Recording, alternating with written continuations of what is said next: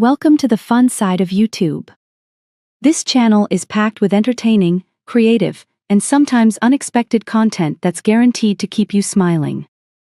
Hit subscribe and let's have some fun together. My brother called me on a Tuesday morning while I was getting ready for work. I was standing at the bathroom mirror, mascara wand in hand, when my phone buzzed on the counter. I almost let it go to voicemail.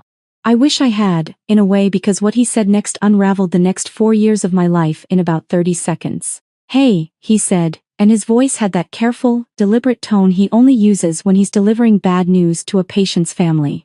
My brother is a cardiologist at Mercy General in Atlanta. He has perfected the art of sounding calm while saying devastating things. "I need to ask you something, and I need you to answer me honestly. Is your husband home right now?" I laughed a little. "Yes. He's downstairs making coffee." "Why?" There was a pause. "Not a long one, but long enough." "That's not possible," my brother said quietly. "Because I'm looking at him right now. He's in exam room 4. He came in 40 minutes ago complaining of chest pain. He checked in under the name Daniel Marsh. And the woman sitting in the waiting room said she's his wife." I put the mascara wand down very slowly, the way you set something down when your hands have stopped working properly. I could hear the coffee maker gurgling downstairs. I could hear my husband, the man I believed was my husband, humming something under his breath. "Don't say anything to him," I said. My voice surprised me. It was completely steady. "Don't say anything yet. Let me call you back." I hung up. I stood in front of the mirror for a long moment, looking at my own face like it belonged to someone I had never met. Then I picked up the mascara wand and finished getting ready. If something was wrong, if something was deeply, catastrophically wrong, I was not going to face it with half-done mascara. My mother raised me better than that. His name was Daniel. My husband's name was Daniel. We had been married for 6 years. I met Daniel at a fundraiser for the Children's Hospital. I was there representing the architecture firm I worked for, and he was there because his company had written a significant check. He was charming and a little awkward, and he laughed too loudly at his own jokes, and I found all of that completely disarming. We dated for 2 years. We got married in Savannah in October, under oak trees with Spanish moss, and my brother walked me down the aisle because our father had passed the year before. My brother cried. Daniel did not, which should have told me something, but at the time I thought it just meant he was reserved. We had a good life. We had a house in Buckhead, a rescue dog named Colonel, a standing reservation at our favorite Italian place on Friday nights. I was a senior architect at my firm. Daniel ran the Southeast operations for a commercial real estate company. We traveled. We argued about small things and agreed on the large ones. I thought we were happy. I went downstairs. The man standing at my kitchen counter, pouring coffee into my favorite blue mug, looked exactly like my husband. Same height, same dark hair going a little gray at the temples. Same broad shoulders, same slight forward tilt when he stood at counters, like he was always about to lean in and tell you a secret. He was wearing Daniel's clothes. He was in Daniel's kitchen. He handed me the blue mug with Daniel's smile. "You look nice," he said. "Thank you," I said. "I have that client presentation this morning." Right. The Midtown project." He nodded like he knew exactly what I was talking about. I drank my coffee. I kissed him on the cheek, something I had done 6,000 times, and this time I paid attention. He smelled right. He felt right. He said drive safe the way Daniel always said it, 2 words like one. And I walked out the door and sat in my car in the driveway for 3 full minutes trying to understand what was happening to me.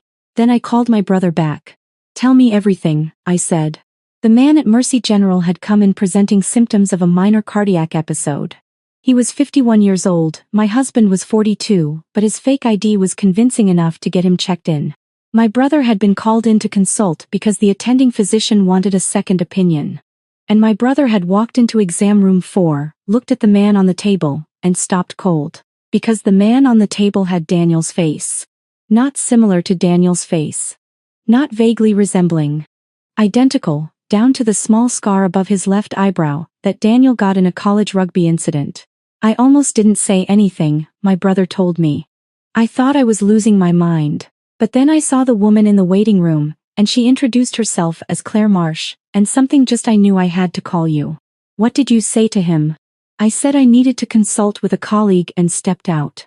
He doesn't know I recognized him. I asked my brother to stall. To run unnecessary tests, to ask unnecessary questions. To keep the man with my husband's face in that exam room for as long as medically justifiable. Then I called the only person I could think of. My college roommate had been an investigative journalist for 11 years before she left to start her own consulting firm. She had interviewed war criminals and embezzlers and 3 sitting senators. She was the most methodical person I had ever met. And she was also the person who had once helped me find a contractor who had stolen $40,000 from a renovation project by following a paper trail for 6 days straight. I called her, and I told her everything I knew, which was almost nothing. "Okay," she said, when I finished. She didn't express shock. She never expresses shock. "Can you get into your husband's home office without him noticing?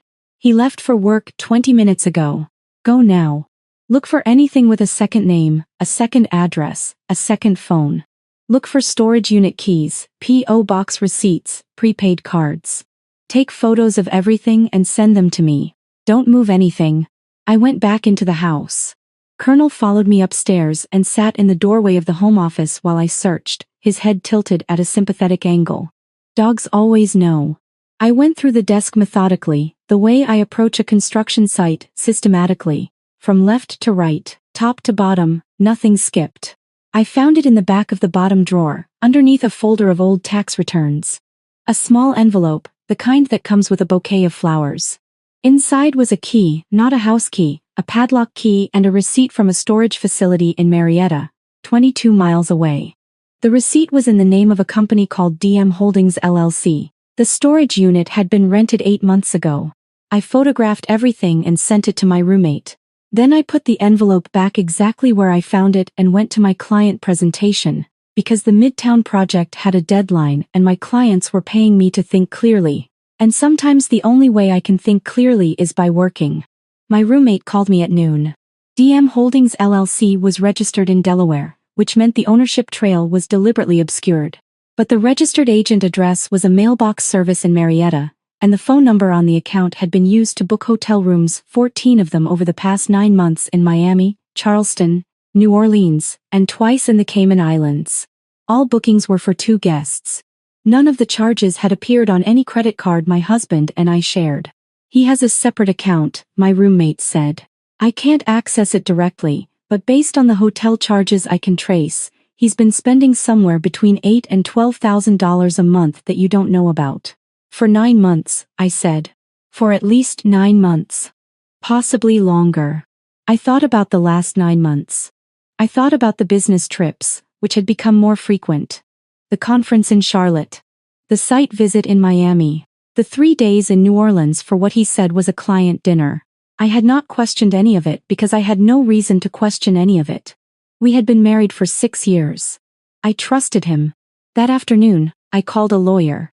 Not a divorce lawyer, not yet.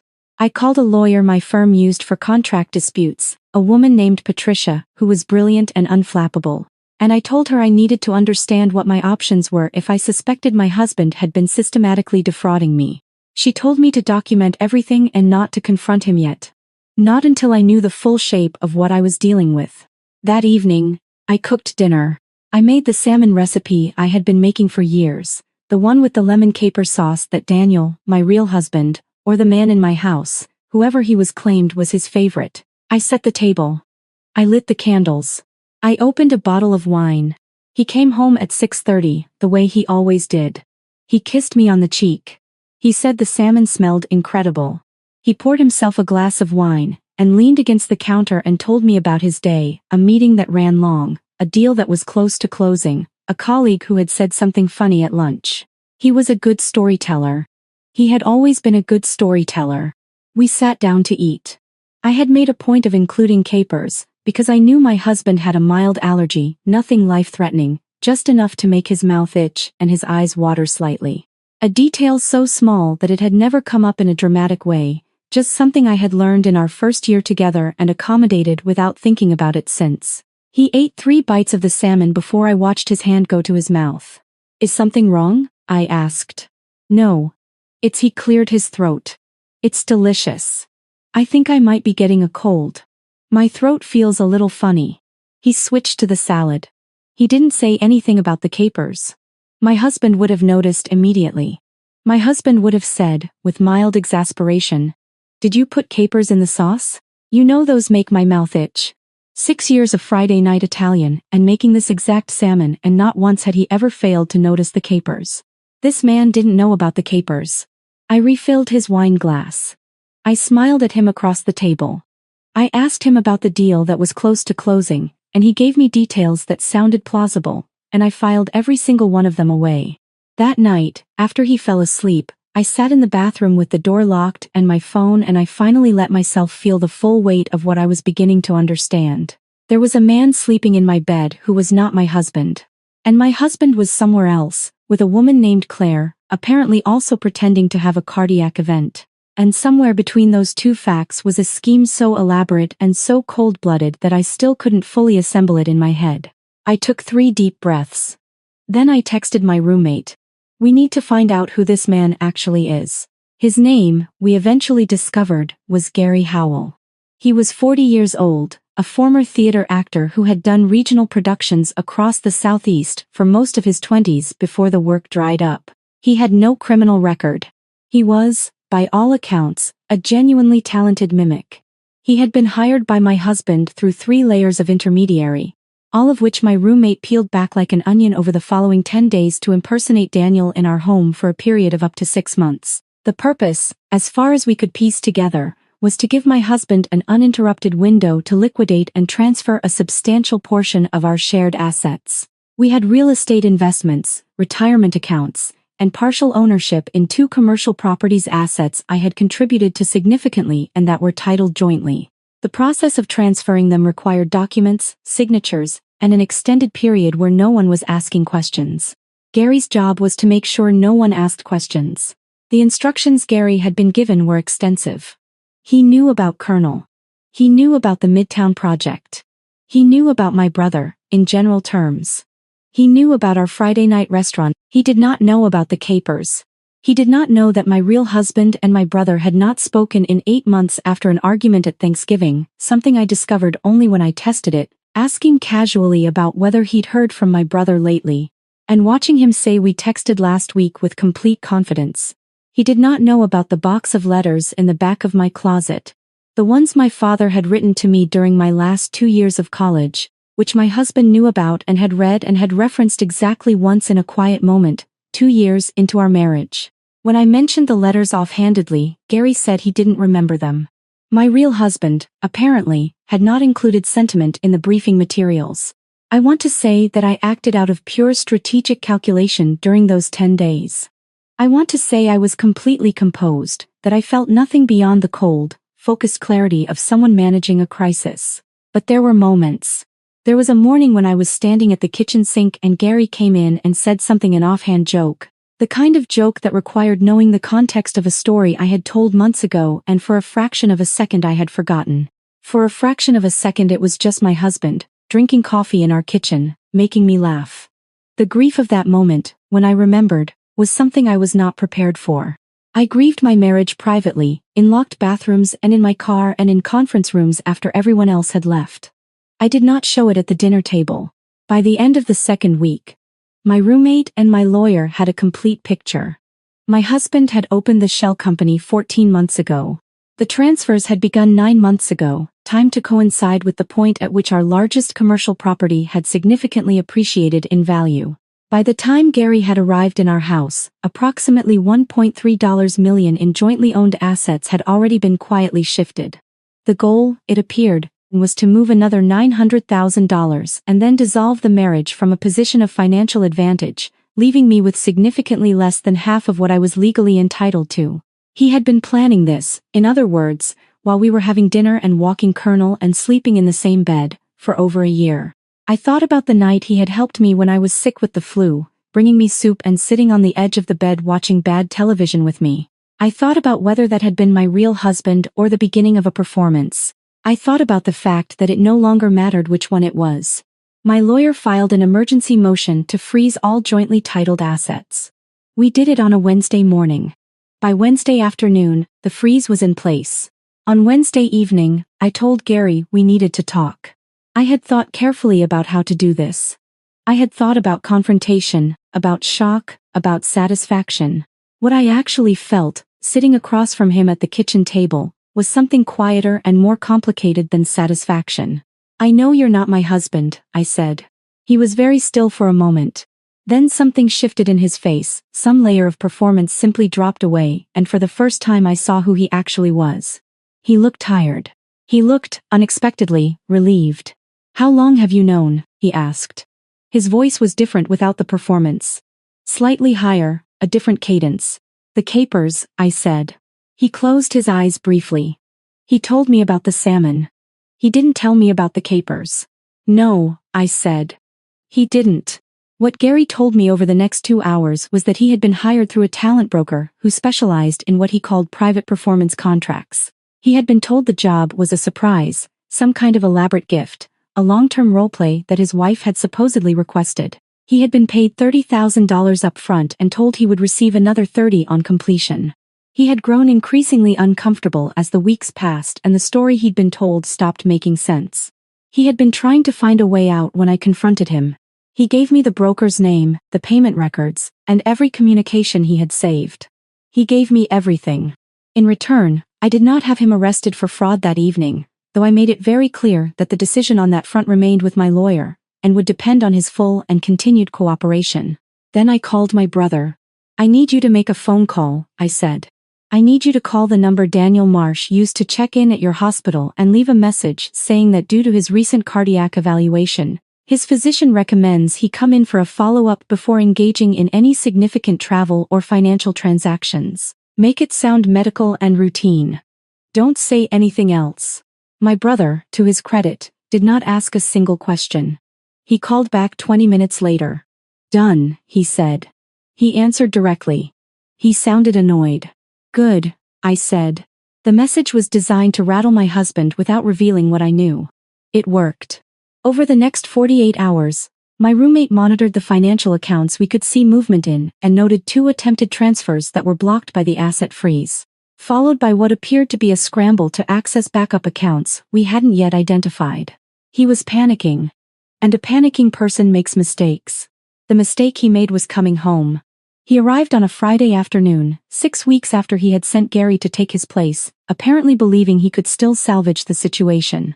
He walked through the front door with his rolling suitcase and his practiced, easy smile, and he found me sitting in the living room with my lawyer, my roommate, a forensic accountant my lawyer had retained, and my brother, who had driven down from Atlanta that morning and was sitting in the armchair by the window with his arms crossed looking exactly the way our father used to look when he was deeply and specifically disappointed in someone. My husband, my real husband, stopped in the doorway. He looked at each of us. He looked at me last. I had spent a long time thinking about what I would say in this moment. What I actually said was very simple. "You forgot to tell Gary about the capers," I said. The expression on his face in that moment was worth everything that came after. All of it. Every locked bathroom, every dinner table performance, every grieving moment in the car. He looked, for just a second, like a man who had planned every detail of an elaborate plan and had been undone by a caper. Then his expression reset into something careful and lawyerly, and he started to speak. My lawyer spoke first. She was, as I said, brilliant and unflappable, and she had been waiting for this exact moment. The divorce proceedings took 11 months. The forensic accountant found the full $2.2 million in transferred and hidden assets. My husband's attorney was good. Mine was better. By the time it was finalized, I had recovered the majority of what had been taken, plus a settlement that accounted for the deliberate deception and the scheme my husband had executed with premeditation. He was not criminally charged. In the end, the asset transfer had been constructed carefully enough to complicate prosecution, and my lawyer advised that a civil resolution would be faster and more certain. Gary Howell cooperated fully with the civil proceedings and was not charged. I don't know exactly what he did after that. I hope he found better work. Colonel stayed with me. That was never up for debate. What I did not expect, in the months after it was over, was how much of what I felt was not anger. I had expected anger. I had stored up such a careful inventory of it, had kept it banked and controlled throughout the whole process. that I had assumed it would flood in once there was nothing left to manage. But what I actually felt, in the quiet of the house that was now entirely mine, was something more like the specific sadness of finding out that a thing you loved was never quite what you thought it was. It's a particular kind of loss. It doesn't have a clean name. I sold the house in Buckhead 8 months later. I bought a smaller place in Decatur, with a yard for Colonel and a room that I converted into a home studio, and I started doing something I had been thinking about for years. Independent residential design, my own clients, my own hours, my own name on the door. The firm had been generous and professional when I left, and I took 2 clients with me who had specifically asked to follow. My brother came to help me move.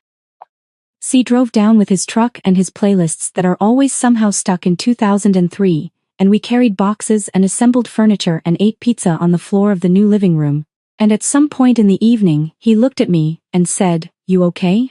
I thought about it genuinely, the way he asked it not as small talk but as a real question, the way he asks things when he actually wants to know. "I think so," I said. "I think I'm actually okay." Colonel had fallen asleep between us with his head on my brother's knee. The new house smelled like fresh paint and cardboard boxes and pizza, which is not a bad combination of smells for a beginning. I didn't know, sitting on that floor, exactly what came next. I had a business and a dog and a brother who drove 5 hours to help me carry boxes, and a story that I had survived. That felt, at the time, like more than enough. It still does. Some days feel off, like I'm standing but still falling. A little pain, a little tired, and no one to tell it all to. There are days that feel unsteady, like I'm drifting out of place. Every step just feels so heavy, with a smile I have to fake. A little hurt I keep inside me, a little weight I always hide, and 1,000 quiet worries I've been holding deep inside. There's no one here to tell it to, no one who would understand. So I carry all these feelings like they're slipping through my hands. A little broken, little lost, trying hard to just get through. All these nights I stay awake with everything I never say to you. I keep walking through the silence like it's all I've ever known.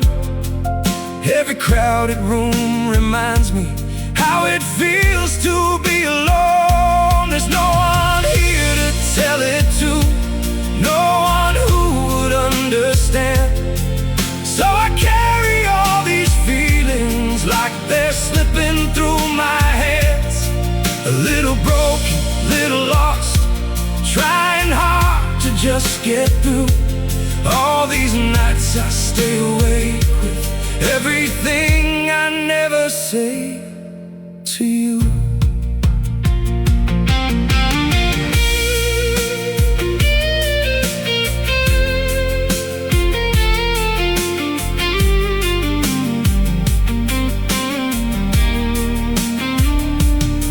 Maybe one day I'll be stronger, maybe I'll learn how to speak, but for now I keep it buried in the parts of me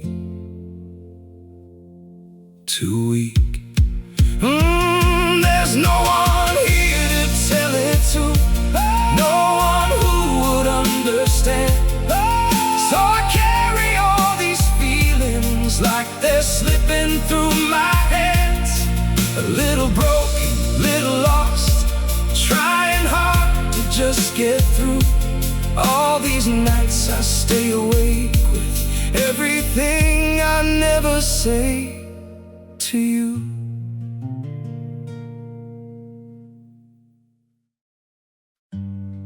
They say just forget,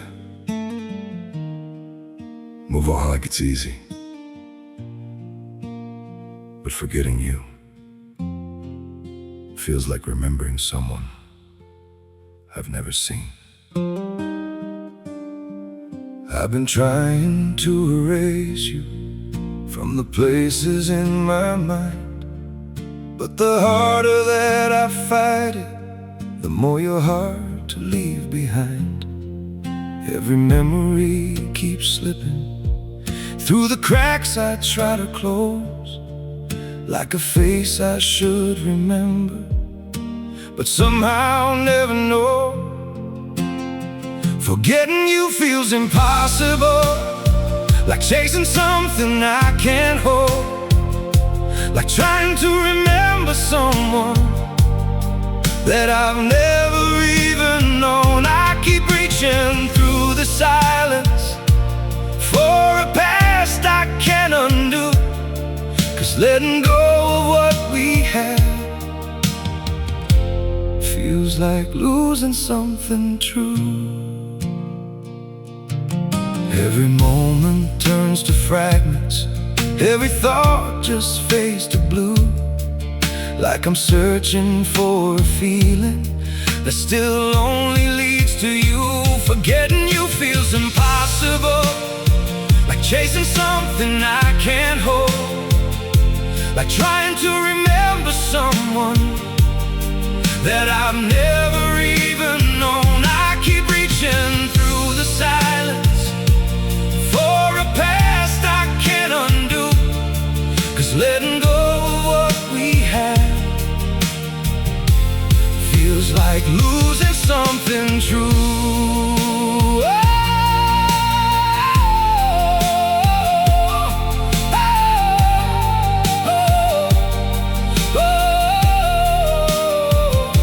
If I never met you, maybe I would know just how to heal, but now every empty moment still reminds me what is real.